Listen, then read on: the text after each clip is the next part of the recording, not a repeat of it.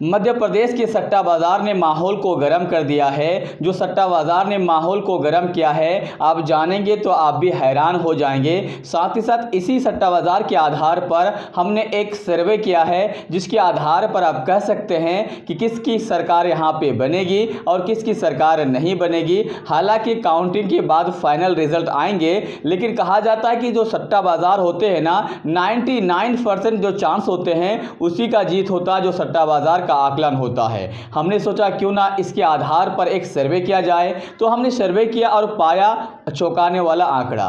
तो हम आपको बता दें, सट्टा बाजार के आधार पर मध्य प्रदेश में 230 सीट है। इसको 6 रीजन में बांटा गया है और 6 रीजन को जो जीतेंगे सरकार लगभग उसी की बनेगी। आप पहला रीजन यहाँ पे देख सकते हैं, जिसका रीजन का नाम है महाकौशल रीजन। महाकौशल में 42 सीट है। इन 42 सीट में से कांग्रेस के खाते में महज 24 सीट, भाजपा के खाते में 16 सीट और अदर के खाते में 2 सीट जा रहे हैं। डेट्स मीन महाकौशल रीजन को कम अंतर से ही सही, पर यहाँ पे कांग्रेस जीतते हुए अपने किला के रूप में फतह करते हुए कामयाब हो रहे हैं। अब आता है दूसरा रीजन, भोपाल रीजन, जो कहा जाता है कि भाजपा का मेन गढ़ है। यहाँ पे 25 सीट है। यहाँ पे कांग्रेस 10 सीट, भाजपा 14 सीट और अदर के खाते में 1 सीट। यानी भोपाल रीजन भाजपा का गढ़ है। इसी वजह से यहाँ पे 4 सीट ज़्यादा लेके आ रहे हैं और इस रीजन को अपने नाम करने में कामयाब हो रहे हैं, लेकिन कम मार्जिन है। अब बात कर लेते हैं अगला, बागेलखंड रीजन, जहाँ पे 56 सीट है और बागेलखंड रीजन में उलटफेर हुआ है। यहाँ पे कांग्रेस 36 सीट लेकर आए हैं, भाजपा 19 सीट और अदर के खाते में 1 सीट। यहाँ से खास करके कांग्रेस जीतना डेट्स मीन मध्य प्रदेश को फतह करना आप कह सकते हैं आप, क्योंकि ये रीजन कांग्रेस का कमजोरी है और इसी रीजन में बहुत ही दावेदारी के साथ सीट जीत रहे हैं। और जो कांग्रेस का मेन गढ़ है कहा जाता है चंबल रीजन, वहाँ पे 34 सीट है और इसी 34 सीट में से 28 सीट जीतने में कामयाब हो रहे हैं और भाजपा के खाते में महज 4 सीट, अदर के खाते में 2 सीट। और चंबल रीजन की जो बड़ा मार्जिन है, बड़ा जो अंतर है, इसी अंतर से पता चलता है कि इस बार मध्य प्रदेश की सरकार किसकी तरफ झुकते हुए नजर आ रहे हैं।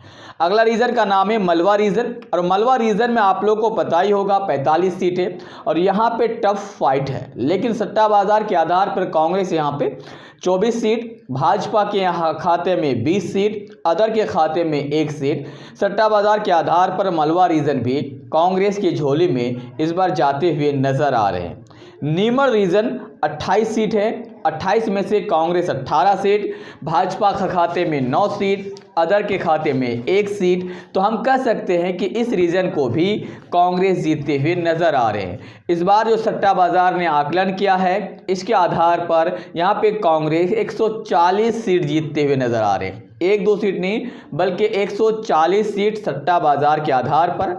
और कांग्रेस के बाद अगर बात कर ली जाए भाजपा की, तो भाजपा को 90 सीट देने में कामयाब हुए हैं इन सट्टा बाजार ने। हालांकि मुझे लगता है कि कांग्रेस 130 से 25 सीट आएंगे अगर मेरे आकलन करें तो, और भाजपा 100-105 सीट जा सकता है। लेकिन सट्टा बाजार के आधार पर आप क्या कहना चाहेंगे, मुझे कमेंट बॉक्स में कमेंट करके अपनी राय ज़रूर दें। और हर जगह के इसी तरह के पोल पाने के लिए मेरे चैनल को सब्सक्राइब ज़रूर करें। जय हिंद।